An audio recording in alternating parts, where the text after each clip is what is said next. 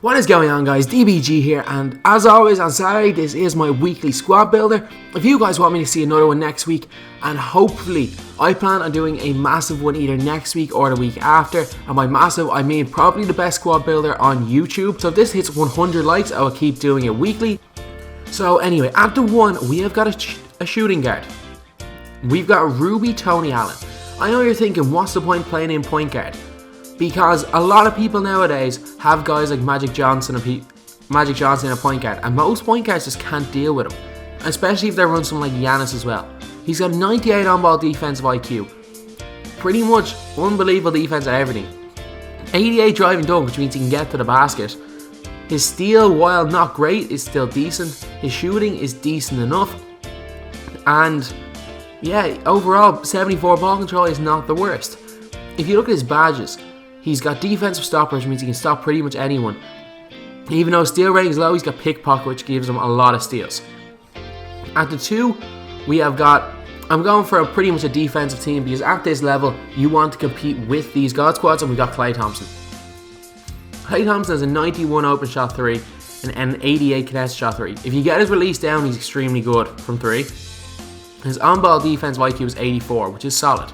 At the 3, I have got Sapphire Tayshaun Prince. If you don't have any of the cards, I would buy the Ruby one, because right now they're both very similar price. I just haven't gotten around to selling this card yet, and it does the job. The Ruby one is just very slightly better, and it has better badges, but at the same time, if you're looking 11.8 points per game, 1 steal, which is good, and shooting extremely well for me. Stats are really good. Good 3-point shooter, nice release.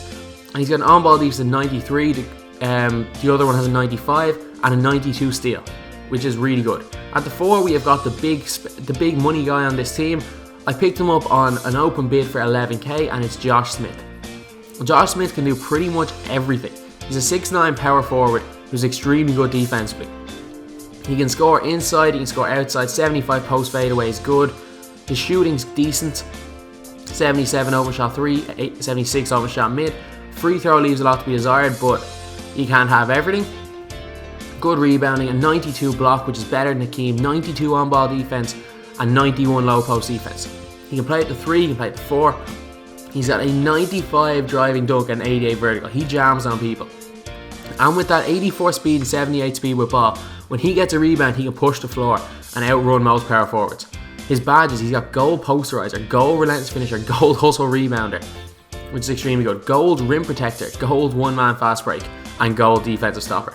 You can't have a much better set of badges on a non-shooting card than them. And at the 5, we have got Al Horford, because I absolutely love this card. There is no question that this has been the best center I've used so far. I somehow like his release. I've used it so much that I actually like his release even online. But an 84 shot 3, you can't go wrong. Especially with this card having an 85 post fadeaway, 84 post hook, and an 89 block. You can't get much better.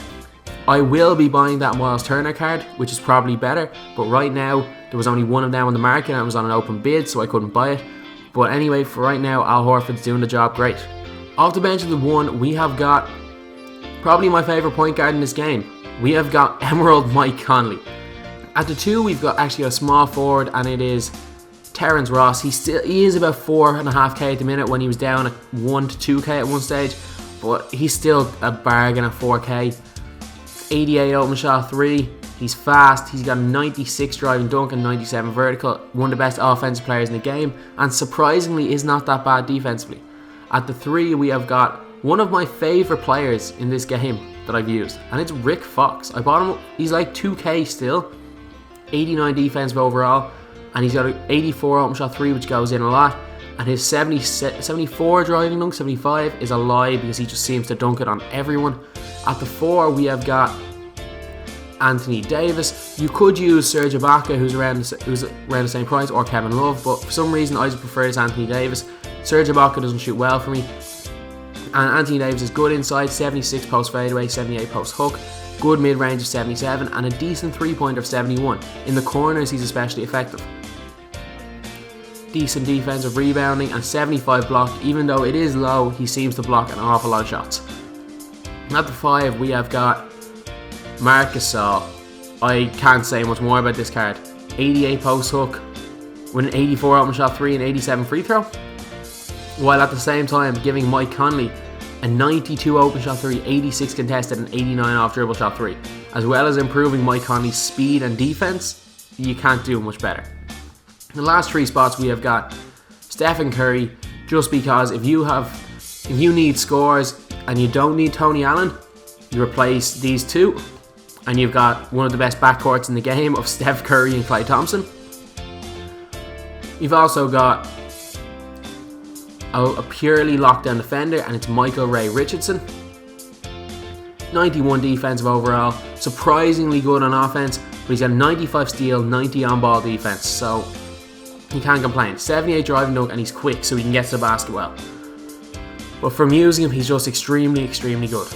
And the last spot, because neither Marc Gasol or Al Horford are really strong defensive centers, you can put in a purely defensive center. While most people would use someone like a Sean Bradley or a Manute Bol, personally, I prefer Andrew Bogut. I don't know why I love this Bogut card. Maybe it's because of his 84 post hook that he can just score inside a lot, or maybe it's because of his 92 block and 87 and 84 rebound, but he's extremely good. 89 low post defensive IQ. 50 speed is not the worst for centers, not good, but at the same time I go with these two, Marc Gasol and Horford, 90% of the time, and just play Bogut if on the off chance that either of them is having a bad game, or if they have someone like a Will Chamberlain or a Hakeem inside that's just going to dominate, then I throw Bogut in on them. Otherwise I use the 2 best offensive centers. So anyway, now let's get on to the highlights.